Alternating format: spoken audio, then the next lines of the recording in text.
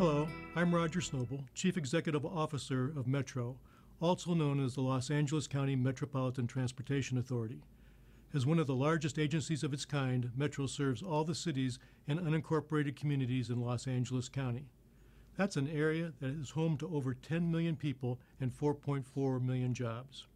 By itself, our population is larger than that of 43 states. Metro is not only responsible for the operation of Metro bus and Metro rail systems, but also for countywide transportation planning and construction of major transportation facilities. As a transportation planning agency, Metro plans and programs transportation projects throughout the county. These range from road improvements, traffic signal synchronization, bike and jogging trails, and major mass transit improvements. In addition, Metro operates the Freeway Service Patrol, which assists motorists in trouble, and maintains the emergency call boxes.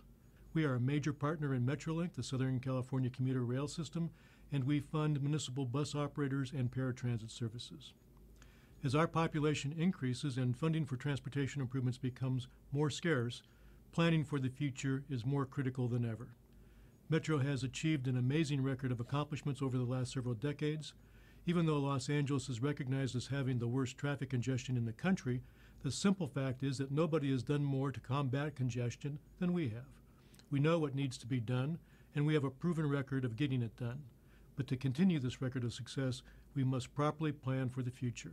To that end, Metro is embarking on a new, comprehensive transportation plan that looks 20 years into the future and identifies how we will address our transportation challenges. What you are about to see is a look at how Metro is going to go about planning to ensure that through mobility, we will be able to continue to enjoy a high quality of life. I'd like to introduce you to Metro's Executive Officer of Countywide Planning, Brad McAllister. Brad is a 27-year veteran of transportation planning and has been with Metro for 17 years, where he has been involved in both long-range planning and congestion management. Brad has a degree in city planning from the University of Virginia and is totally dedicated to providing the best mobility options for the people of Los Angeles County.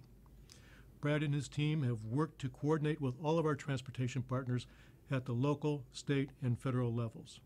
The plan looks 20 years into the future and identifies a range of options for improved mobility in all modes, in all parts of the county, including aggressive goals for improving our air quality and environment. Thank you for investing your time to learn about transportation's future in Los Angeles County. Our parents and grandparents left us a fabulous highway system and a transit system. And even though that system is overtaxed today, we have an obligation to fix it and improve it for our children.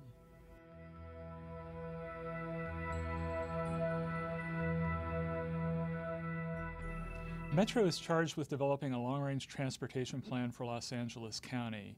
We're currently updating our plan for 2008. The draft 2008 plan looks ahead through the year 2030, about 20 years. The reason why it takes so long to develop a plan is that the projects we're developing take time to build. Generally, it takes between 7 and 10 years to develop a major highway or transit project, so you can see why we need to look so far ahead. The draft plan identifies projects we think we can fund, and it also identifies projects we would like to fund if we had more money. It's a performance-based process, and that just ensures that we get the most benefit for the money invested. The plan has 4 major themes. The first theme is mobility, getting the most mobility from our transportation system. Secondly, we look at the environment. How do the transportation projects we develop affect the environment, including reducing global warming and improving air quality? The third theme is goods movement, which is a critical issue in Los Angeles County, given that Los Angeles has 2 of the busiest ports in the nation, and not only do the ports serve Los Angeles, but they serve the rest of the nation as well. About 40% of the goods leaving the ports actually leaves the region. So that means we have not only heavy congestion from truck traffic on our highways, but community impacts and safety issues as well. And the fourth issue is funding. The question that we have is, can we fund what we need to do? What are some of the challenges that we face in developing a long-range plan?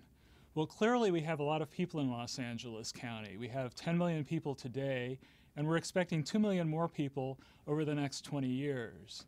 We clearly have complicated travel patterns. We have people not just coming downtown and going home every night, but we have people traveling in all direction all day. And if we don't do anything, We know that stop-and-go traffic will just get worse and worse in Los Angeles County. Our current average speed during commute periods is 30 miles an hour today, and that will decline to 20 miles per hour in 20 years. And our rush hour, which actually lasts 3 to 4 hours in the morning and 3 to 4 hours in the evening, will continue to get longer. People will start leaving earlier and coming home later to avoid the peak period. So in short, we're trying to address these challenges to maintain our quality of life. In order to do the plan right, we move from step to step through the planning process. First, we establish performance criteria that measure the benefit of the projects. We also honor past commitments, and we've included in the draft 2008 plan all the projects that were adopted by the Metro Board in the 2001 long-range plan. We look at how much money is available, and particularly available for new projects, and we evaluate the benefit of new projects. And we've included those recommendations for existing projects and new projects in our draft long-range plan that's available for your review. A final plan is prepared, and that final plan will be presented to the Metro Board in June of this year. Sometimes we wonder, what can we really accomplish in a 20-year period? And it's kind of helpful to look back and see what we have accomplished. We've taken a look at the transportation system in 1980, and for example, the highway system, while it included many of our current freeways, had only one carpool lane countywide. Today we have a countywide system of over 450 miles and have the nation's largest carpool lane system. In 1980, we had much of our local bus system, but we had only one transitway. And today we've created a variety of new transit innovations, including our Metro Rapid system, which will soon have 28 lines across the county. We now have 35 miles of dedicated bus lanes, including the highly successful Orange Line through the San Fernando Valley. And we've built 73 miles of Metro Rail network countywide.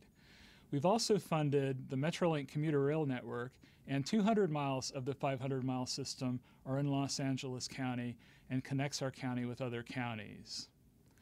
Now, one of our main challenges in developing the long-range plan, pure and simple, is a lack of money. We've also experienced an increase in construction cost over the last several years, so the money we have doesn't go as far. And that's a real change since we've developed our last plan. Now, we know that the amount of money we expect to receive is just not keeping pace with the growth we expect over the next 20 years. We are lucky in Los Angeles County that we have a local source of money from our local sales tax that helps pay for improvements, but to keep pace with our future needs, it's clear we need more money.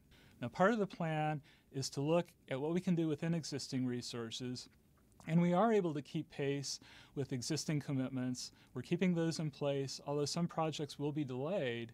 But another part of the plan is looking at new funding. Now I'm going to talk about some of the recommendations from the plan. First off, talking about public transit. The plan recommends funding, first of all, for local bus. The plan recommends maintaining the extensive system of over 2,000 clean fuel buses, as well as efficiently improving service through larger buses that carry more riders. The plan also recommends funding for a variety of transit corridors. First off, the Eastside Goal Line Extension, which is currently under construction from downtown to East LA and due to open in 2009. The plan also recommends funding for the Expo Phase 1 from downtown to Culver City, due to open in 2010, as well as Expo Phase 2 from Culver City to Santa Monica. The plan is also recommending a transit corridor in the Crenshaw corridor from the Mid-City area south along Crenshaw Boulevard, connecting with the Green Line. In the San Fernando Valley, the plan recommends a northern extension of the existing Orange Line up to Chatsworth Metrolink Station, as well as bus speed improvements along various other north-south corridors. And the plan recommends continued funding for Metrolink service, and the plan document actually lists other improvements as well. Now I'm going to talk about the long-range plan highway recommendations, and the strategy of the long-range plan is to fill in the gaps in the carpool lane system, as well as to improve traffic choke points. Examples of some of the carpool lane projects recommended in the plan for funding include Route 60 and Interstate 10 connecting the San Gabriel Valley with the Inland Empire, as well as carpool lanes on the 405 connecting the west side with the San Fernando Valley.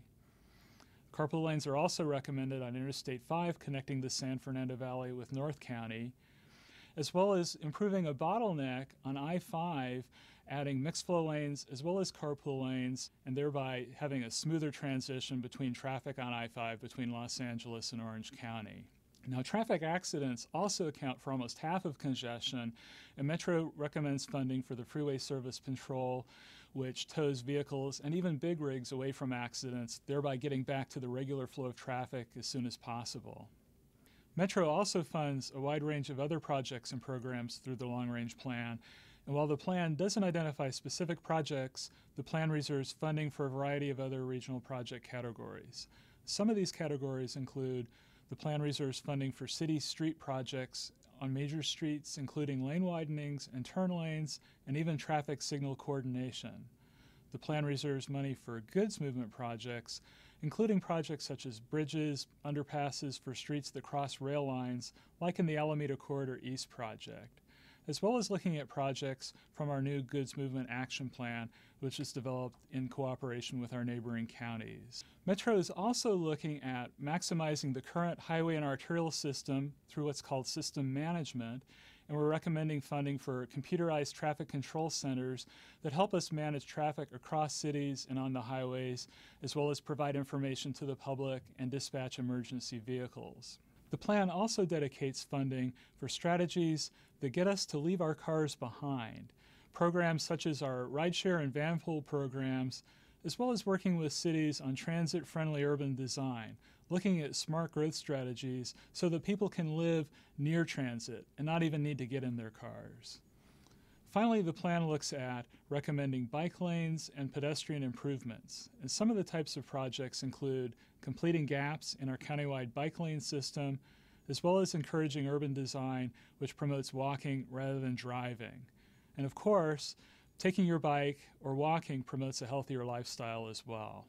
So that's kind of a summary of the recommendations of the funded portion of the plan, but we also need to look at how well the plan is performing to justify the investments that we're making. And we've looked at a variety of factors. First, we've looked at mobility and speed, and we've looked at 2030, and we've compared how well the plan performs, and we've looked at what would happen if we just have our current transportation system today. And we found that freeway speeds, by implementing the plan, increased by 15% in 2030. Also, air quality improves by 5%. We've also looked at how the plan benefits the transit-dependent and minority populations, and it clearly improves access countywide. So we know we're headed in the right direction, but we could do more, and we could do more if we had more money to invest in the plan. The next part of the plan that I want to talk about is called our strategic plan. The strategic plan identifies projects that we could do if we had more money. And this component of the plan is divided into two tiers. The first tier consists of projects that have had a significant amount of study and are candidates for new funding if funding becomes available.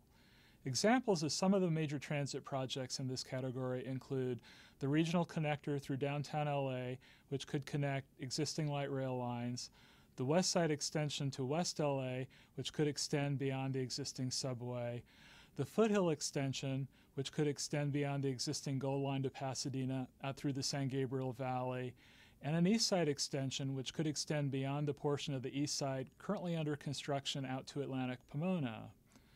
We're also recommending in this category the Green Line Extension, which could extend the Green Line to LAX, the South Bay Galleria, and to Norwalk. And there are other projects identified in this category.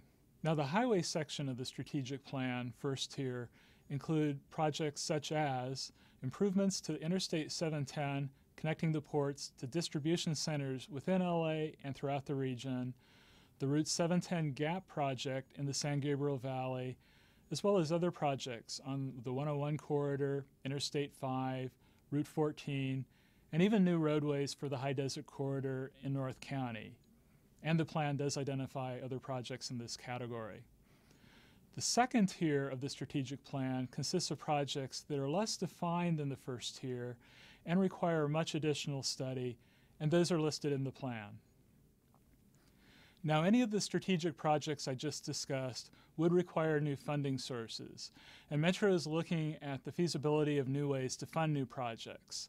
Some examples of potential funding strategies include sales tax, congestion pricing, congestion mitigation fees on new development, as well as public-private partnerships. Clearly meeting Los Angeles County's future needs requires more funding, and the long-range plan is beginning that discussion, looking at new approaches to funding. Exploring new funding is always difficult, but it's an important part of our plan because it's really investing in our transportation future and a future in which we all benefit. So this summarizes the various elements of the long-range plan. Since the plan is basically looking at providing new transportation options for you, for your children, and generations to come, it's important that we hear from you in this process. We've scheduled a number of community meetings throughout the county for you to attend and give us your input. And we want you to know that we're here to listen to you. So please review the Long-Range Transportation Plan document and let us know what you think. If you'd like to comment, please send us comments in writing or by email by April 25th. And if you'd like more information, contact us on our website or our telephone hotline. Your participation in this process makes our planning better, and the transportation investments are very important to Los Angeles County. Help us make the solutions that will benefit us for the needs of tomorrow. And thank you for your interest.